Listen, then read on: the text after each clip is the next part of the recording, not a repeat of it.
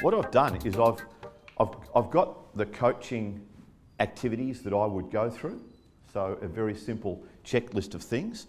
I want to understand what the coachee's goals are. What are they trying to achieve? That's the first thing I want to know. It's not about me, it's about them.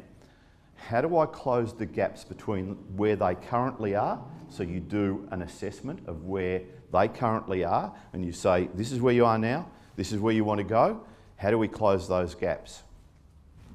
And typically it's working with them as activities that they will undertake, because as a coachee, they've got the inherent skills. It's just you drawing them and pointing them on that path that will help them get there.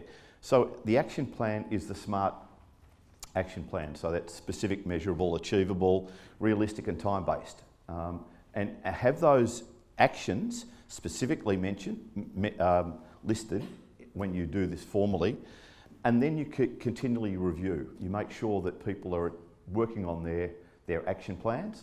You review them each session. That's in the formal sessions.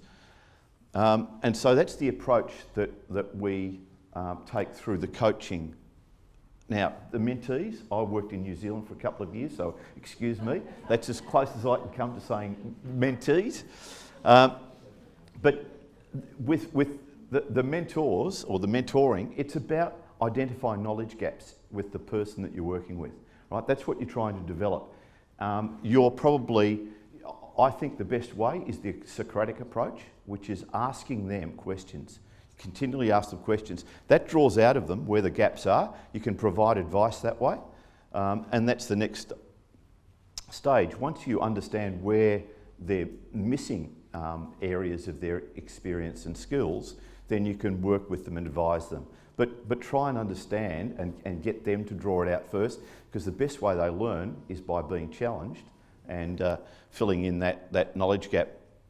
And then the last step is to check their understanding. So that to me is just a very basic checklist of how I would go through and work with as a coach or a mentor. And I fulfill all those roles.